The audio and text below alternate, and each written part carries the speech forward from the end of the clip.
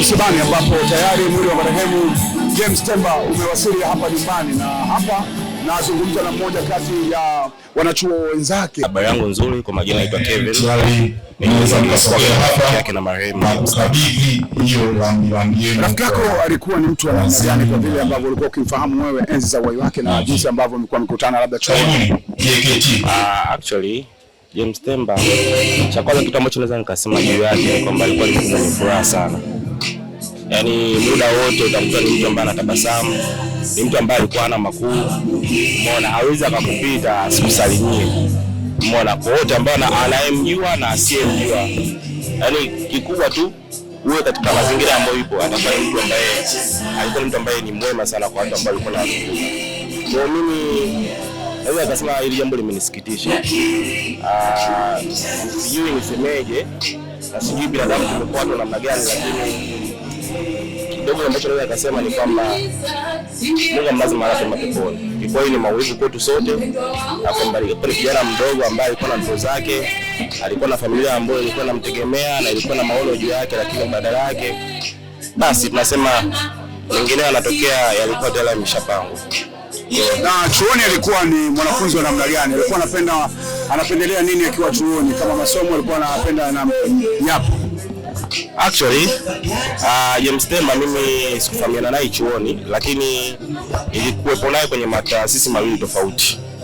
Kuna taasisi moja inaitwa Divine Outreach, taasisi kwa ajili ya kusaidia watu yatima na wasiojiweza na wenye changamoto mbalimbali. Kwa hiyo nilikuwepo naye na nilimfahamiana naye mwenyewe, lakini pia nilikuwepo naye kwenye taasisi moja pia inaitwa ISEC in Tanzania. Kwa nilifahamiana naye kwa sababu tulikuwa tukishiriki kazi mbalimbali, projects mbalimbali ambazo tulikuwa tunafanya pamoja, mimi yeye na watu wengine. Kwa hiyo nasema pia alikuwa ni mtu wa kujitoa. Tunaweza tuzo kwa naamini hata kwa wale ambao tuko nao huko chuoni, basi alikuwa ni mtu ambaye kitosha, kama alikuwa anatosha kwetu sisi. Neno lako ni lipi kutokana na msiba huu mzito ambao umekuta familia na nyinyi, marafiki na ndugu na watu wote ambao wamesikia kwa sababu ya kifo chenyewe, jinsi ambavyo kilivyotokea? Kikubwa ambacho ningependa kusema, maisha bwana, maisha ni fumbo. Maisha ni fumbo, hujui leo wala kesho. Mimi naamini rafiki yangu alikuwa siku ambayo tukio limetokea, naamini aliamka asubuhi na akijua kwamba siku yake itaenda kama kawaida. Lakini badala yake ndio hivyo, binadamu tumekuwa wanyama, na ni kitu ambacho sidhani kama kuna kosa ambalo linastahili mtu kukatwa kichwa na kutupwa na kisha kitu kuonekana. Yaani ni zaidi ya kukosa ubinadamu, naweza nikasema hivyo. Kwa hiyo bwana, mimi nasemaga kwamba binadamu pale wote tunakosea. Kwa hata kama alikosea kwa namna moja au nyingine, alistahili kutoa nafasi nyingine. Au pia hata kama alikuwa ni masuala labda ya kimakosa ya kisheria, basi angeweza kufikishwa kwenye mamlaka husika, lakini sio kufanya unyama wa namna hii. Yaani huu ni unyama uliopitiliza.